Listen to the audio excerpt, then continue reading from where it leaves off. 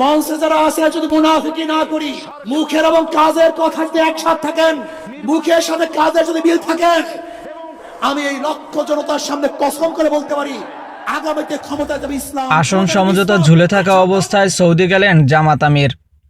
11 দলের রাজনৈতিক জোটের মধ্যে আসন সমঝোতা নিয়ে যখন টানাপোড়েন চূড়ান্ত পর্যায়ে, ঠিক সেই সময় পবিত্র উমরা পালনের উদ্দেশ্যে সৌদি আরবে গেলেন জামাত ইসলামের আমির ডাক্তার শফিকুর রহমান। গত বুধবার 7 জানুয়ারি বিকেলে বাংলাদেশ বিমানের একটি ফ্লাইটে তিনি ঢাকা ত্যাগ করেন।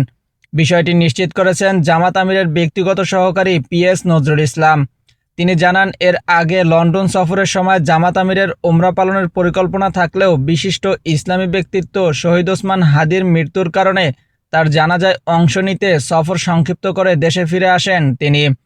সেই পূর্ব নির্ধারিত পরিকল্পনা অনুযায়ী এবার তিনি উমরা পালনে সৌদি আরবে গেছেন।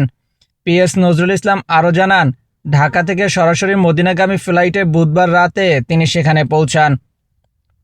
মদিনায় অবস্থানকালে তিনি মসজিদে নববীতে নামাজ আদায় করেন এবং রাসূলুল্লাহ সাল্লাল্লাহু আলাইহি ওয়াসাল্লামের রওজা মুবারক জিয়ারত করেন। বৃহস্পতিবার রাতে তিনি মক্কায় পৌঁছে উমরা পালন করবেন। উমরা শেষে শুক্রবার রাতে জেদ্দা হয়ে দেশে ফেরার কথা রয়েছে তার। এদিকে জামায়াতে ইসলামী সহ 11 দলের মধ্যে আসন সমঝোতার বিষয়টি এখন শেষ ধাপে রয়েছে বলে জানা গেছে। জোটের শীর্ষ নেতাদের বৈঠকে যে কোনো সময় চূড়ান্ত সিদ্ধান্ত আসতে পারে। এমন পরিস্থিতিতে জামাত আমিরের উমরা সফর নিয়ে শরিক দলের কয়েকজন নেতা অসন্তোষ প্রকাশ করেছেন বলে সূত্র জানিয়েছে।